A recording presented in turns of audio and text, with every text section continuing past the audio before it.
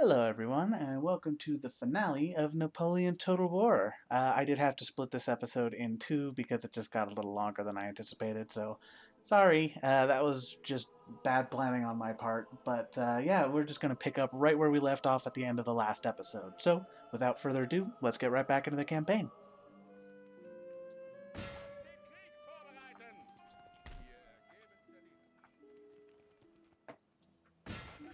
Ugh, boy, this sure is annoying to have to move all of these units at once, but whatever. If I just had like a click and drag, that would be nice, but no such luck.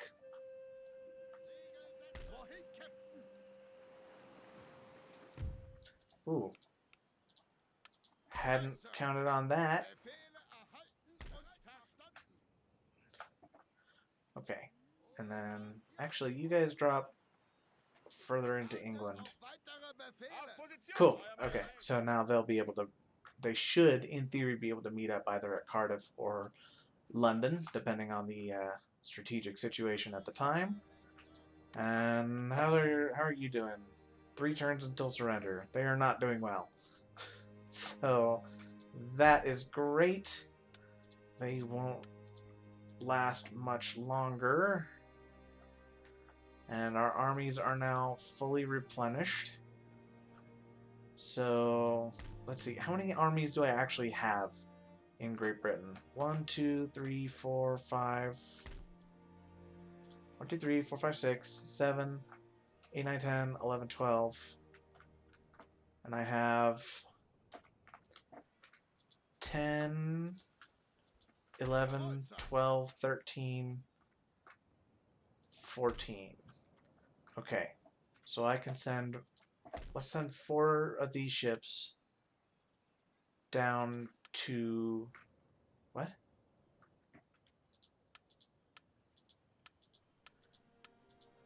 Okay, I'll send 4 of these ships over to Portugal. Or not. We'll start making our way down to Portugal. Um, I don't know. I think it might not even be worth it to to get all of these armies loaded up just so we can drop them on Sardinia. I think what we have over in Sicily is more than enough.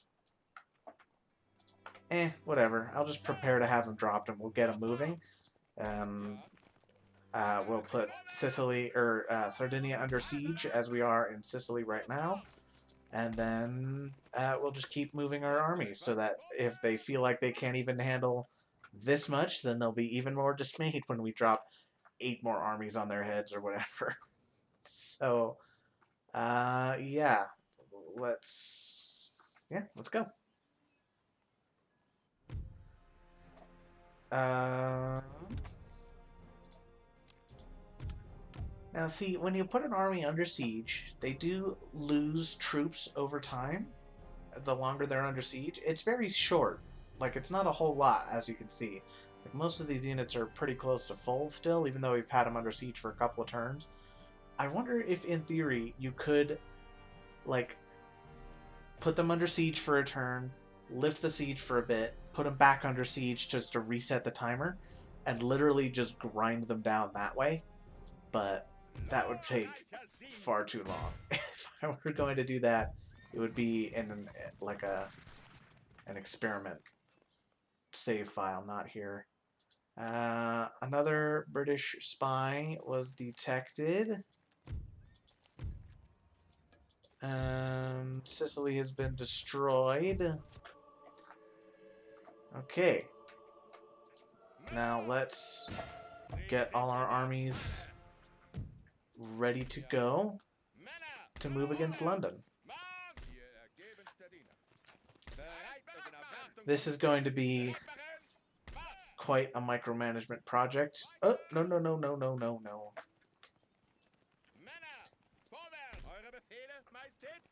Okay. Now you guys... in fact, why don't you guys move up and take Oxford? And we'll just meet up there. We'll have all of these groups meet in Oxford and um, just meet up with this army as it's moving towards London.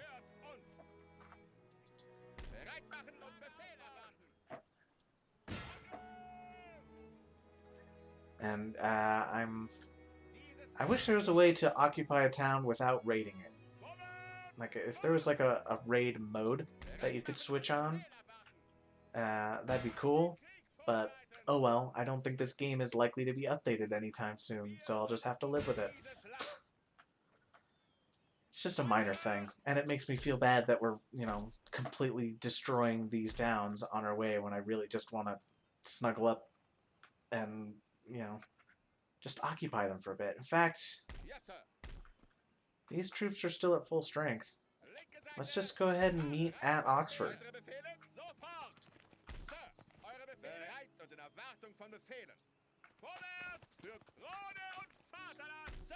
And the units that are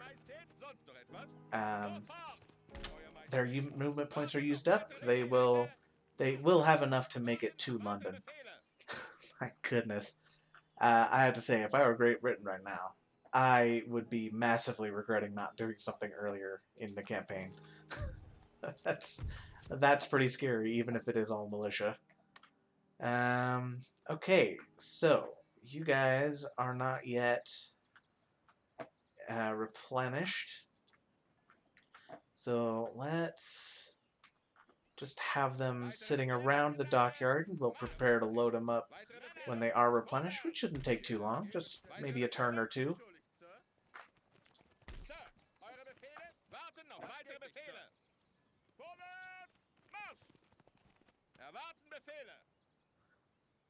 All right. It's funny how this ended up. Okay. I think this episode is going to be a little long, but it is the finale. I thought about breaking it up. In fact, maybe I have broken it up. I'm not sure. It kind of depends on how it comes out in editing. But given that this has mostly just been me walking around, I imagine that this is just I don't know. Like I say, it depends on how it'll come out in editing. If this is one episode, then I think we'll just finish it here. And if this is 2 episodes, well then this is the finale. Hooray! So I'm sorry, I did not plan this at all. But yeah, let's just finish this out because there are literally 2 more territories in the entire map left for us to conquer. So we are almost done. Uh-oh. Go in there. Why? Oh, 1 + 4. Is that why? Why did I only send 4 when I needed 5? I don't know anymore. I've made too many things for me to micromanage. This is getting absurd. But whatever. We are now at the end of the campaign. Let's go ahead and finish Great Britain off. Wow, that was kind of scary. I thought it crashed for a minute there. But it didn't, so we're all good. I think it was just trying to calculate Great Britain's turn with my gigantic army sitting right here. Yeah, whatever. Okay, Naples, all this time, and you didn't even get as far as cobbled roads. Pathetic. Okay, so that group is all set to go. Before we move in, let's see how many armies this actually is. So 1, 2, 3, 4, 5, 6, 7, 8, 9, 10, 11. I think I got that right. 1, 2, 3, 4, 5, 6, 7, 8, 9, 10, 11. Yeah. So 11. And each one of these has 2298. So call that 2,300 times 11. That's a lot, is what that is. That's pretty close to 25,000 troops. that's that's absurd. Which makes me very happy. So let's have our best commander up in the front. They didn't even try, which, you know what? I can't say I blame them. They didn't try to, like, swing around and hit me somewhere else or anything like that. I think they've kind of accepted their fate at this point.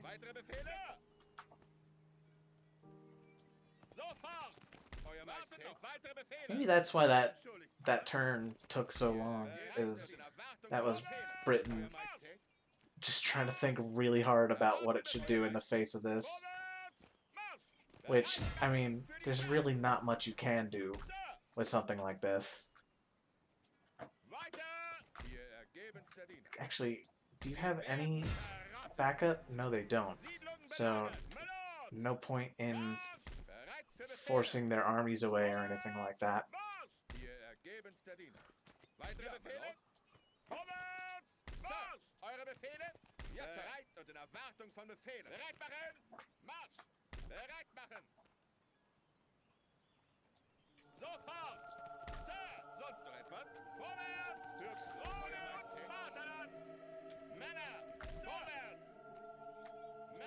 Okay.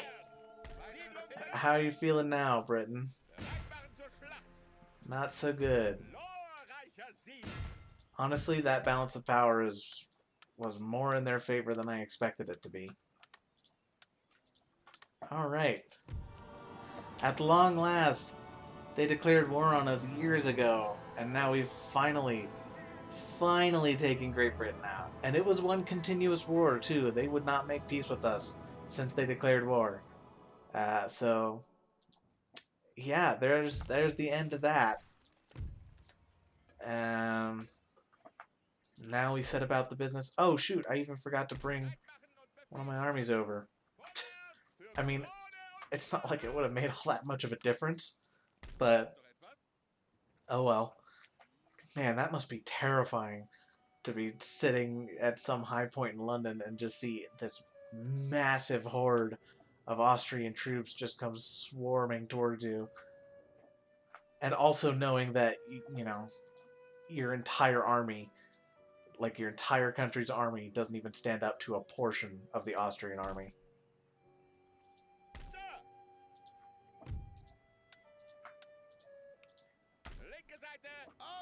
I wonder if I could have, like, forced them to be a protectorate or something. Probably not. I think major powers, really just countries in general, are very resistant to subjugation like that. But even then, I think having the harder difficulty would have just made that even more impossible. So the only way I could have ended up with Great Britain as a protectorate is if I liberated London when I conquered it. And at that point, like, why even bother? I mean, why even bother in general, right? I've beaten them, so I might as well just annex them. The only reason I ever liberate territories, as I did in this campaign, is for buffer states. And I think we made great use of those in this campaign. On that note, we kept the French at bay for a long time just by having it was mostly Baden-Württemberg, but Switzerland helped out quite a bit too. But like their presence there basically made it so that the French, it seemed like the French were just inclined to go elsewhere. I noticed that there was that one massive army that they had in Saxony at one point, and they like did not send it through Bavaria like I expected them to. They might even have made it to Munich rather, and if they had and forced it to surrender, that would have been bad news because I don't think I could have stopped an army of that size at the time. So, thank goodness. But yeah, that's really the only use that satellite states are good for in this game. Because otherwise you get half their income, I think. And it's like, well, you might as well at that point just annex them and get the full income, you know. All right, Sardinia, you are the last country that is independent of my new European empire.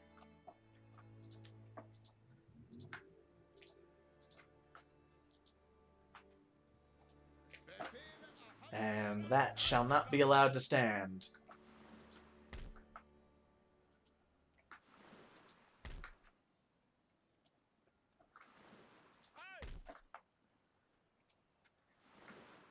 Now, it's often the case that when they see the giant armies that I drop, which in like my personal campaigns where I'm not, you know, putting it to YouTube, and I can be a lot more patient, I'll usually drop like 20 full stacks on Sardinia because I can. And then they're usually like, yeah, can we be at peace? I'll even offer you a bunch of gold. And I'm like, no. Yep, hey, there it is. Exactly like that. No. Do you know how annoying it was to load up and drop those armies on Sardinia? I'm not doing that again, thank you.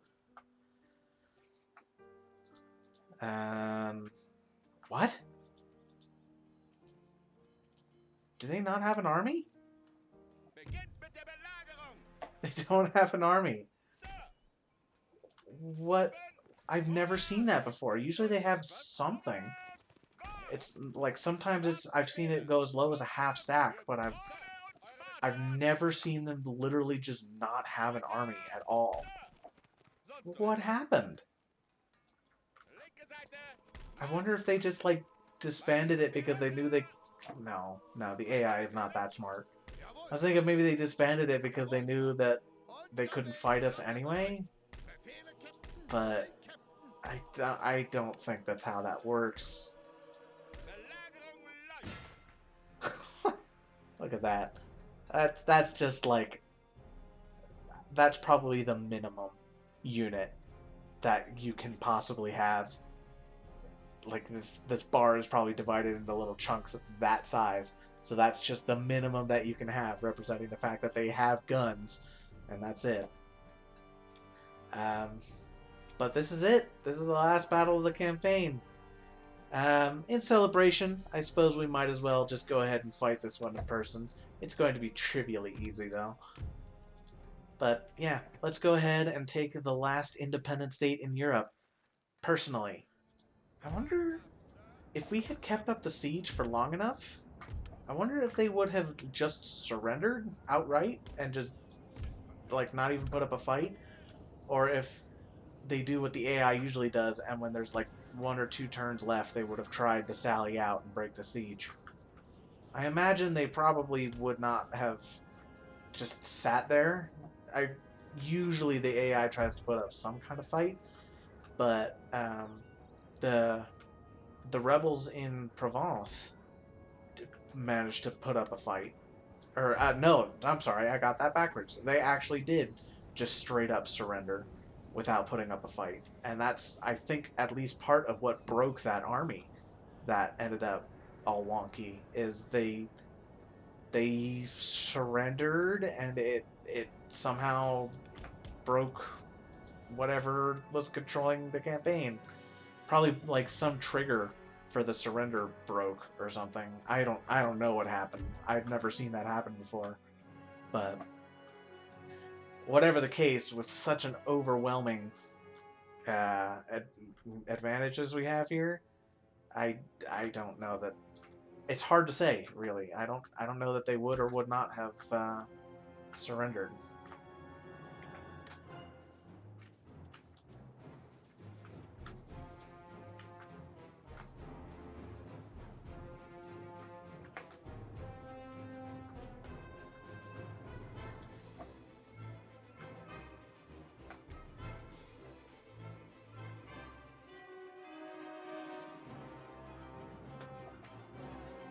Yeah, they can't really stop us.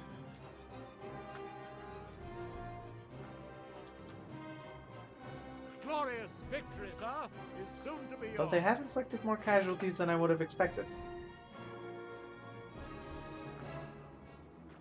Whatever, doesn't matter. Like, ugh, these poor guys.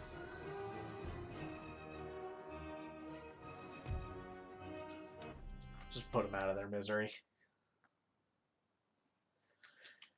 176 men lost. Welcome Not too on the bad. defeat. Out of 16,000 men deployed.